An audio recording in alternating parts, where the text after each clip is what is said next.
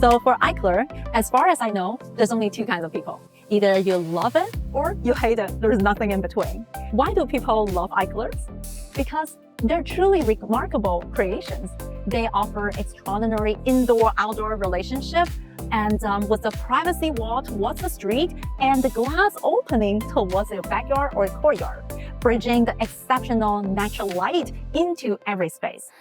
The post and beam construction creates very efficient open floor plan for everybody to feel modern, even after decades till now.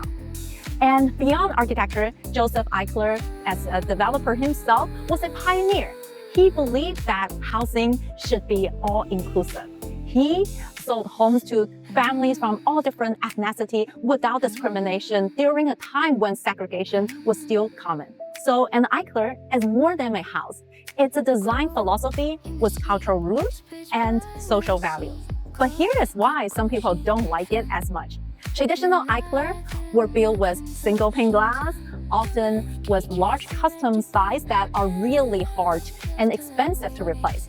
Roof insulation was thin and minimal, and the radiant heat floor, which were constructed decades ago as a high-tech back then, now are all aging, leaking, or failing to perform. So the comfort is inconsistent. The renovation is expensive.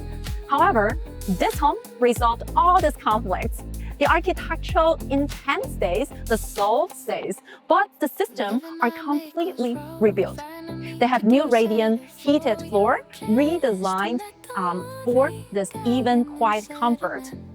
And foam roof that dramatically improve the insulation and thermal stability. And the modern double pane and door retain all the heat while you're still delivering the light that Eichler are known for. This is what creates a true modern Eichler, a home that looks open but lives comfortable.